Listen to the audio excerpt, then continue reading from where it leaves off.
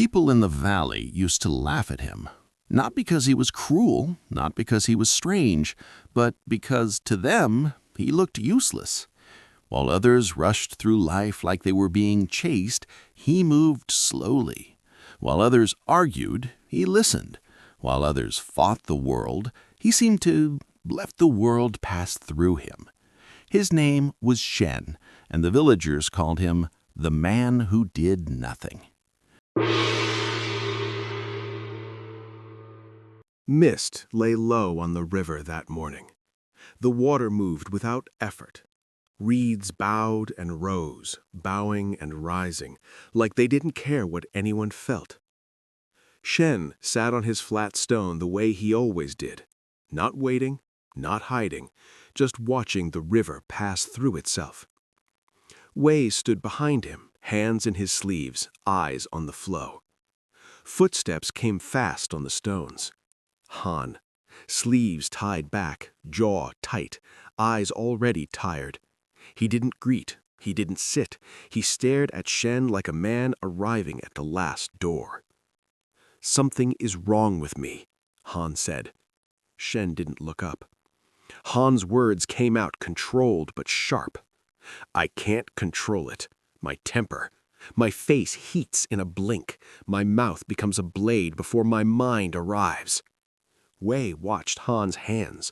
They were clenched without him noticing. Han kept going, voice rising. "In the warehouse, I give one clear instruction, and then someone does it wrong. Not evil, not betrayal, just wrong." His eyes flashed. "And something inside me jumps. I shout. I shame them. Then the work gets worse. Then I feel disgusted with myself." Han swallowed. "I don't want to be this man. But the triggers are everywhere." He pointed toward the village without looking. "Slow people, lazy minds, stupid mistakes, rain that won't stop, sun that won't stop, even a child laughing too loud." His voice cracked, angry at the crack. "It's like the world is built to insult me." Silence. The river kept moving. A leaf touched a stone, spun once, drifted on. Shen finally spoke. "Do you want to stop being angry?" Shen asked. "Or do you want to stop being pulled?" Han frowned. "That's the same thing." Shen shook his head once. "Anger is a fire," he said. "Being pulled is the rope." Han's eyes narrowed. Wei stayed quiet. Shen stood. He didn't give advice, he didn't lecture, he didn't tell Han to breathe. He pointed toward the market road. "Buy oil," Shen said. Han blinked. Oil?" "1 bottle each," Shen said. "Good oil, not cheap, something that stains." Wei looked at Han confused. Han scoffed. "This is your answer? Oil?" Shen's eyes didn't move. "Go," he said. So they went. The market was waking, lanterns dying, stalls opening like mouths. Wei bought a small clay bottle sealed with wax. Han bought a larger bottle, heavier, more expensive, because his pride couldn't help itself. They started back along the river road, and the rain that had stopped yesterday had left the ground soaked. The path was mud, thick, slick, shining dark like it was alive. Wei stepped carefully, but careful is not control. His foot slid, his body tilted, his arms flailed once. He fell. The bottle struck the mud with a dull sound. Crack. Oil spilled in a thin black ribbon and disappeared into brown water like ink into paper. Wei lay there for a second, blinking. Mud on his sleeve, cold in his palm. He sat up. He lifted the bottle. Half of it was gone. Half of it remained. Wei stared at it. Then he exhaled. Not a laugh, not a curse, just a quiet breath of acceptance. He wiped the mouth of the bottle with his sleeve. He stood carefully and continued walking, slower. Behind him, a heavier thud. Han. He had stepped harder, faster, as if the road should obey confidence. The mud didn't.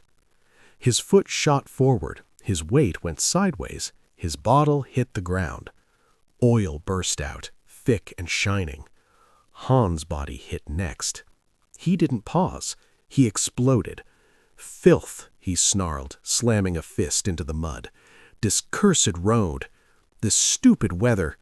This stupid—" He stopped himself only because he ran out of targets. He picked up the bottle and saw it, half empty. His face twisted like the bottle had insulted him. He stood up, shaking, mud on his robe, oil on his hands.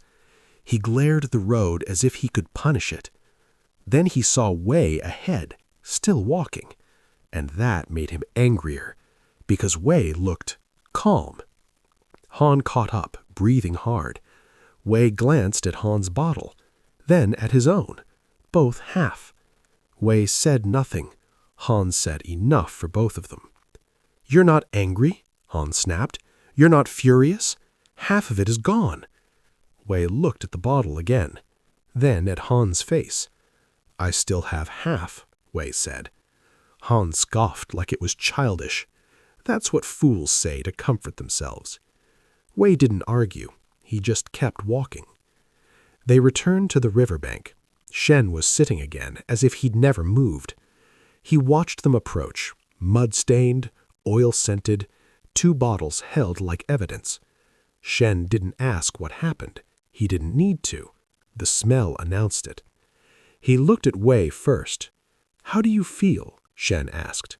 Wei held up the bottle, half full. "I'm tired," Wei admitted. "Wet, but fine. I still have something." Shen nodded once. Then he looked at Han. Han's jaw clenched before he spoke, like anger lived there permanently. "I feel disgust," Han said. "At the road, at my feet, at this bottle, at myself, at everything." His voice rose. "It's ruined, half gone, wasted."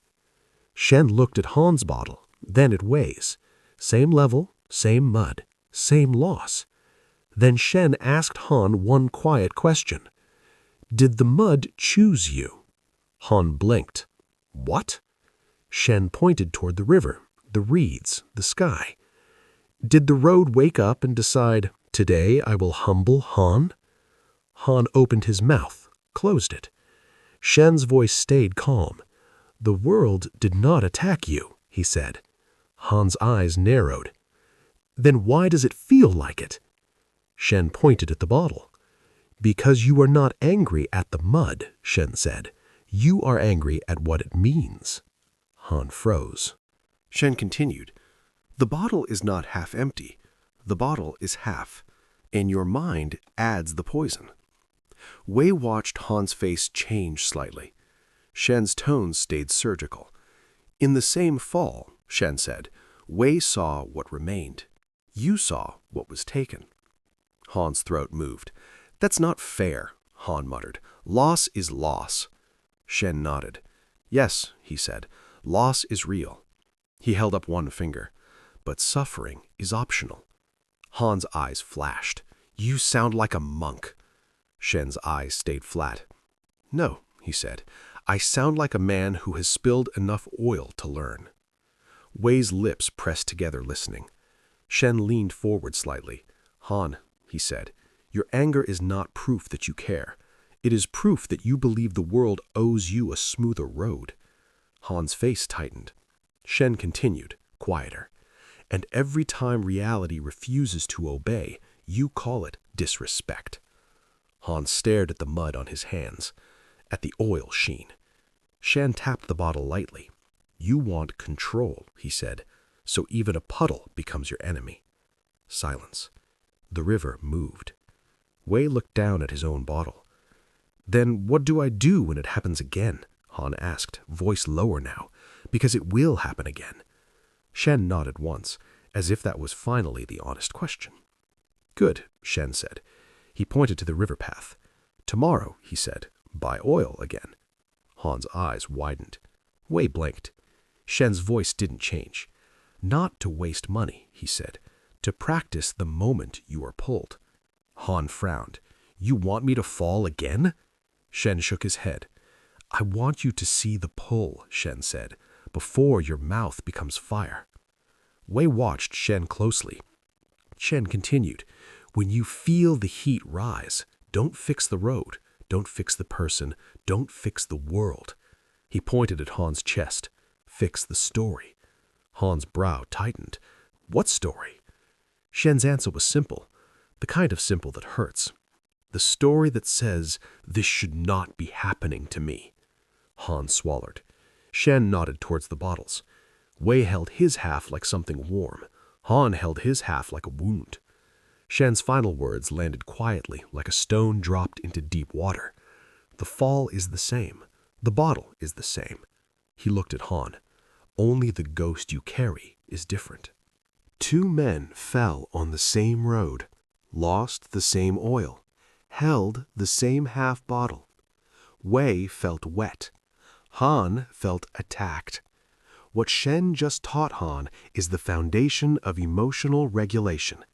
In Buddhist philosophy, it is known as the parable of the second arrow.